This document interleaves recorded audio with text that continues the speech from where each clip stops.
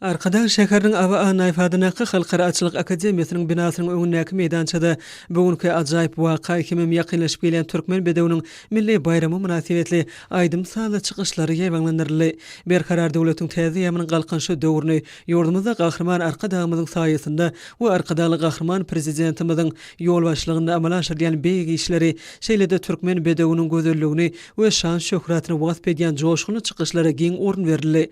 Aýdym salaň owazy ajaýyp waka münasibetli gurulan dawarlary utguşup oňa bayramçylyk öwüşgünü çaýdy. Halkara Ahaltaka Açylyk Assosiasiýasynyň 14-nji mejlisine gabatlanyp sergem guruldy.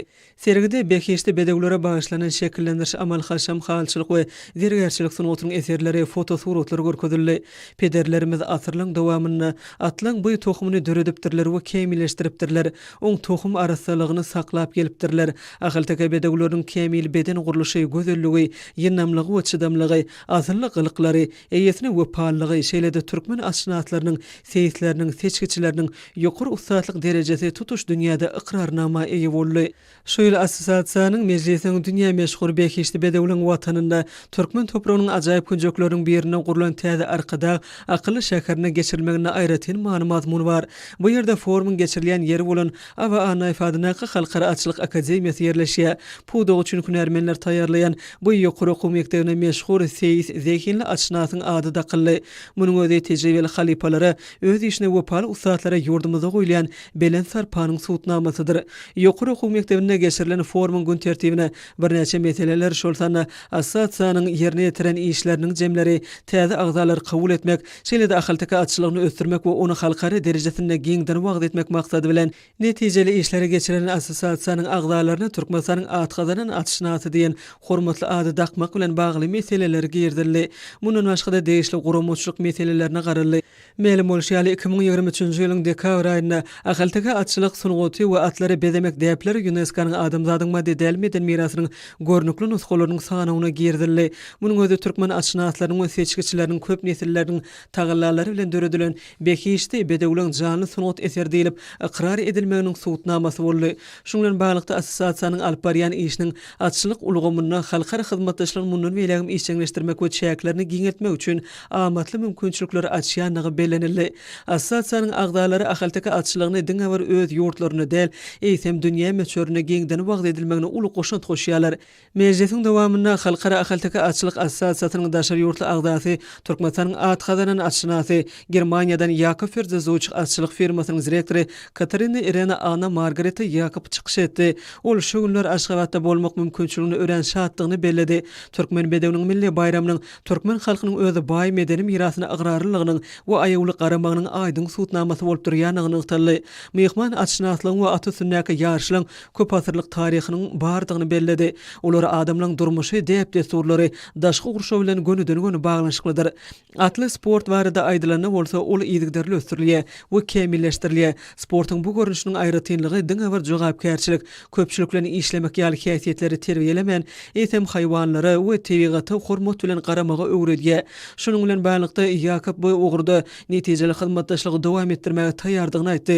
Şeýlede beýişde bedewleri dünýäde giňden wagt etmek maksady bilen Ýewropa ýurtlaryna ýetişdirilýän arasaganly Ahaltaka bedewleriniň her ýyl gözellik bäzleşikleriniň gurulýanyny ýytaldy. Ahaltaka Açylyk sunugynyň we atlary bedemek däpleriniň UNESCO-nyň adamzadyň madedelmeden mirasynyň görnükli nuskalarynyň sanawyna girizilmegi Ýewropaly açnaatlar üçin buýsançly waka boldy.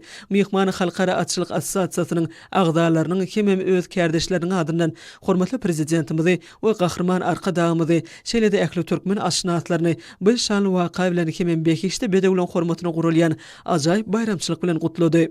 Soňra Halkara Ahaltaka Açylyk Assosiasiýasynyň daşary ýurtly agdasy, Ýaponiýanyň Ahaltaka Afenisi Sow Ltd hojalyk jemgyýetiniň baş direktory, Türkmenistanyň atgazanan açnasy Michiko Aoýanyň sany ulgamy arkaly çykyşy diňlenildi.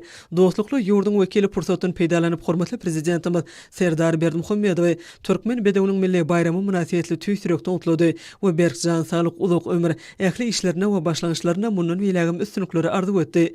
Gözelligi bilen haýran galyrýan Ahaltaka bedewleriniň dünýä açylygyna naýbaşy tohumdygy türkmen halkynyň dörejlik zekiniň suwtnamasydygy we onun taryhyň aýrylmaz bölegi nyktaly. Michiko Aoyaның belleşi ýaly ol Ýaponiýada bekiçde bedewleri ösürip ýetişdirmek bilen meşgullanmagy özü üçin uly hormat hasaplaýar. Ahyltyky Afeniçi Sew Ltd hujuluk jemgyýetiniň ýolbaşçysy Assosiasiýanyň agzat hökmünde ajaýyp bekiçde bedewleriň şan şöhratyny hasam artdyrmagy we olaň tohum arasalygyny gorap saklamagy munun belägi hem taraplarına yardım berjekdigini inandyrdy. Mejlisiň dowamynda türkmen bedewiniň milli bayramy münasibetli ýurdumyzyň açşynatlaryna Türkmenistanyň atgazanan açşynasy diýen hormatly ady dakmak hakyna Türkmenistanyň prezidentiniň fermany okully. Nyktaly şeýle ýurdumyzda türkmen bedewiniň milli bayramy hemişe döwlet derejesinde dawaraly bellenilýär. Hormatly prezidentimiz Serdar Berdimuhammedowyň baş tutanlygyny ýurdumyzda açlygy we puduk alymy ösdürmek, seçkiçilik işini kämilleşdirmek, ugurdaş dözümleri döwrewaplaşdyrmak, ýokary hünär derejeli işgärler taýýarlamak, arasa gany bekiçde bedewleriň baş sanyny artdyrmak, açlyk sportuny höwetlendirmek boýunça ýygdarly işler alınıp barlýar. Puduň zähmetkeşleri hormatly adyň dakylmagy, netijeli işlemekler üçin döredilýän şertler we berilýän hemme taraplaryny gollaw üçin döwlet başlarmyza tüý sürekden hoşallyklaryny bildirdiler. Halkara Ahyltyky Açlyk Assosiasiýasynyň müdiriýetiniň çözgüdüne laýyklykda oň düzümine ýurdumyzdan we daşary ýurtlardan täze agdalar kabul edildi. Şundan baglanykda assosiasiýanyň daşary ýurtly täze agdalarynyň Hytaý Halk Respublikasynyň we Eran Islam Respublikasynyň wekilleriniň sany ulgam arkaly çykyşlary dinlenildi.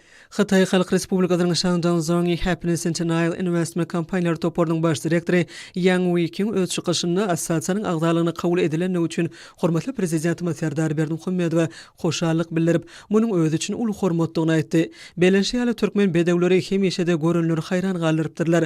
Olar günnägor halklarynyň arasynda şol sany Hytaýda uly meşhurlyga eýe bolupdyr. Bugun hem Hytaýda bekiçde bedewleriň muştoklarynyň sany barhartya. Hytaý Halk Respublikasyna ençeme ýyllaryň dowamynda ahyltyky bedewlerini ösürip ýetişdirmek we olary giňden wagt etmek boýunça işler alınıp barlýar. Yang Weiking assosiasiýanyň agzat hökmüne oň alyp barýan işine anyk goşunty goşjokdygyny inandyryp, Hytaý açşynatlarynyň adynan döwlet başlanmagy şeýle-de puduň ähli zähmetkeşlerine ajaýyp bayramçylyk hemme mejlisiň netijeli işi bilen utlady we iň gowy arzuwlaryny beýan etdi. Soňra Eran Islam Respublikasynyň at çapşyklary federasiýasynyň başlygynyň ornwasary Hakim Bayram Ýegderiň çykyşy dinlenildi.